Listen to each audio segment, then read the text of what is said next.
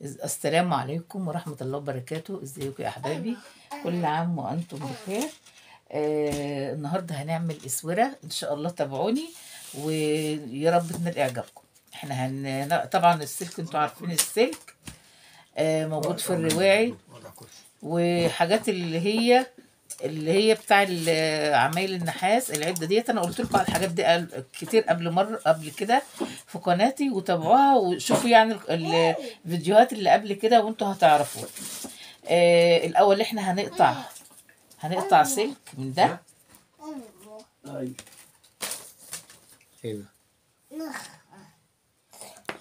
هنقطع 35 سنتي، خليها 35 كده.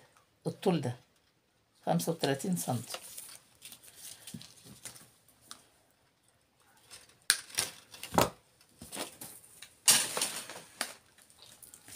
وهنقوم عاملين ايه بقى؟ السلك قدامنا اهو. هنعمل الوردات ديت 20 سنتي. الوردات الصغيرة دي 20 سنتي. فاحنا هنقوم عاملين ايه؟ هنقوم عاملين كده كده اهو. شفت انا عملت السلك ازاي؟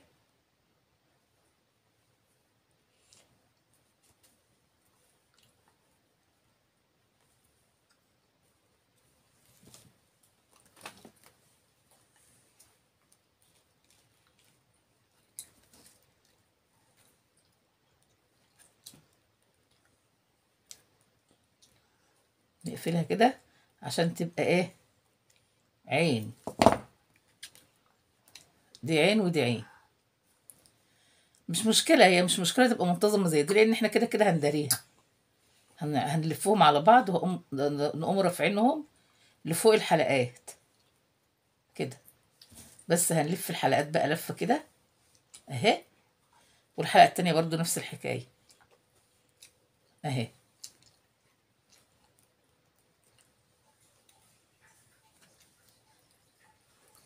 وهنقوم رافعين السلكتين كده فوق، تمام. وهنقوم لفينهم بقى شكل الوردة. بس قبل ما نلفهم شكل الوردة هنلضم خرزة من الخرزات اللي احنا هنشتغل بيها في الاسورة. ده طبعا دي الكريستال الازرق. بيبقى شكله حلو قوي قوي في الشغل. بس هننيم الكريستالة كده، ما نخليش الخرم الفوق، نخليه للجنب، في الجنب اهو. وهنلف بقى السلك ورا بعضه. بصوا كده. وبعدين نقوم جايبين التاني لفينه من تحت الاولاني بالطريقه دي، وده من تحته كده. شايفين اهو؟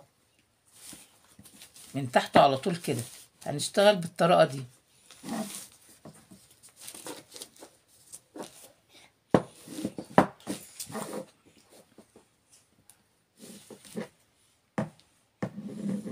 لغايه ما تطلع معانا شكل الورد. هي سهله، مش شكل الورد ما هي صعبه. تمام اهي.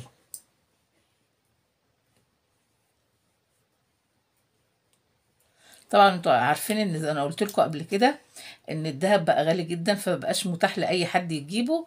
فاحنا برضو نقدر نزين ونتزوق بالنحاس. وبعدين النحاس افضل كمان من الذهب الصيني، لان النحاس ما بيطوصش لما بنحط برفان او نطوص معانا ولا حاجه. بنعمله بليمونه، بنتني الطرف اللي احنا عملناه كده لتحت اهو، وهندخله في قلب الاسوره نفسها، في قلب سوري، في قلب الوردة نفسها اهي. ده الطرف الاولاني. الطرف التاني برضو اهو، من تحت اهو.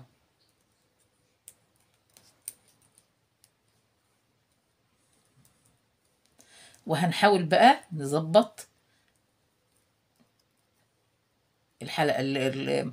الحلقتين اللي احنا عملناهم دول اهو.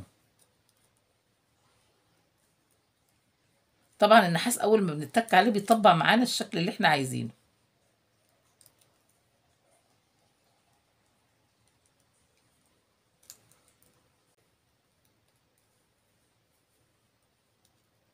هنتني الحلقتين دول هنخليهم قصاد بعض بالظبط كده بالطول، وهنتنهم تانية بسيطة كده لورا. وانا عملت الوردتين الصغيرين دول علشان هيبقوا بالطريقة دي. طيب احنا عايزين حلقات علشان نحطهم في بعض.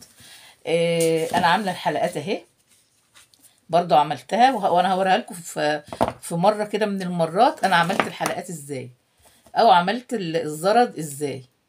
هنفتح الزرد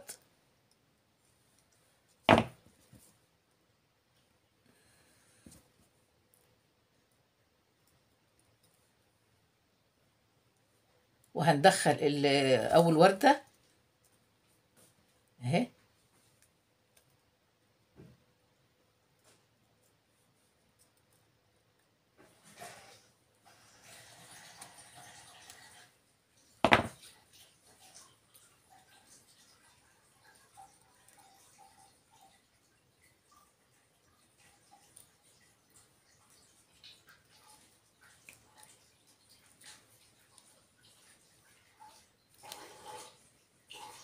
ده اول وردة.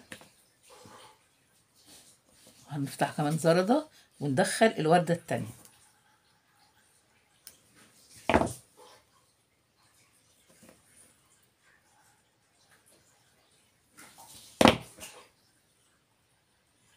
تمام.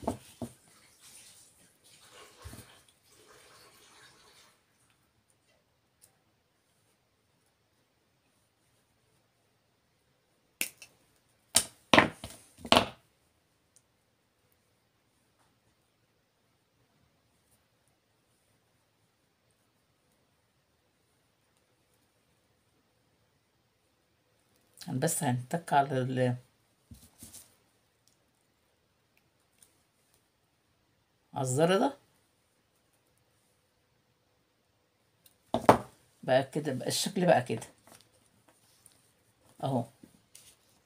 طيب انا جبت حتة قصيت كده 3 سنتي اهي، 3 سنتي بس.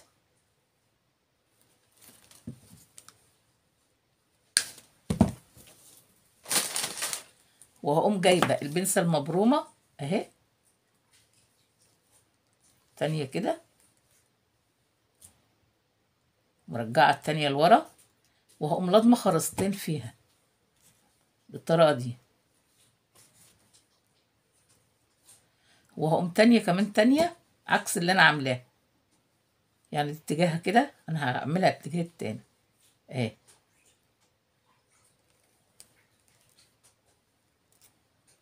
ومرجعاها لورا برضو.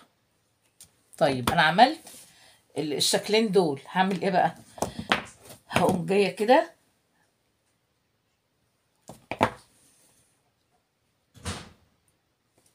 وهقوم فاتحه الحلقه وحاطه الورد في قلب الحلقه دي، ونفس الكلام هعملها الناحيه التانية. بس لازم تكونوا مظبطين الحلقه كده اهو. ال ال الحاجات اللي احنا عاملينها الورد كده بالطريقه دي علشان ما يدلناش، ما نبقاش احنا عاملين في اتجاه ونلاقي اللي هو عامل في اتجاه تاني اهو. بصوا يا حبايب قلبي اهو، سهله يعني ما خدتش وقت. بصوا جمالها. وهنجيب بقى سلسله عاديه خالص وهنقسمها 2،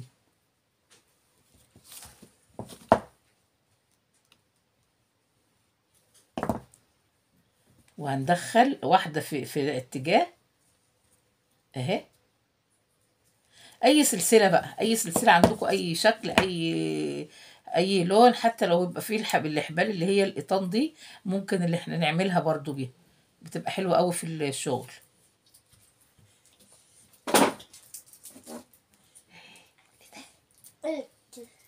هتجيب لي حته؟ ماشي.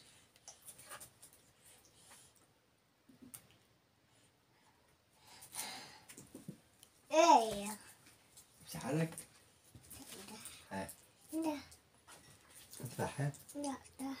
خلي الماء على النار. مش صلي. نعمل الناحية التانية ايوه. اهي.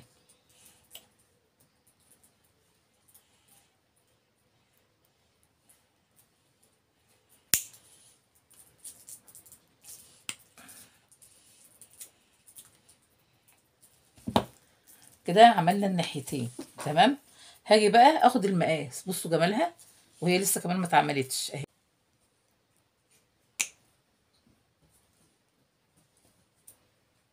تمام. هاجي بقى هنا هجيب مسمار مقطر وهجيب وردة او طربوش، بنقول عليه طربوش، هنحط المسمار المقطر في الطربوش من تحت، وهنحط خرزة وهنعملها حلقة الطريقة دي اهي.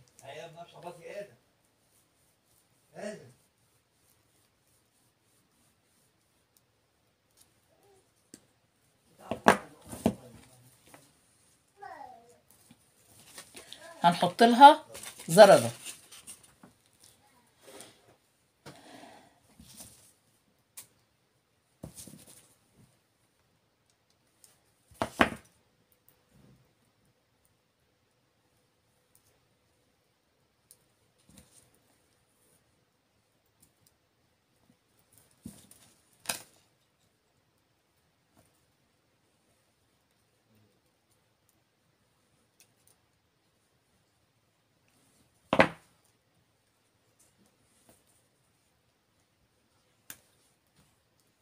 اهي.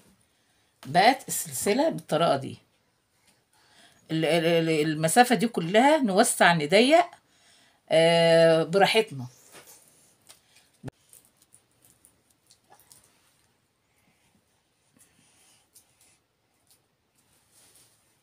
والخاتم ده انا عاملاه اللي هو اسمه عش العصفور، ان شاء الله هبقى اعمله معاكم اهي. الاسوره اهي. وكده يبقى انا خلصت الفيديو النهارده. السلام عليكم ورحمه الله وبركاته.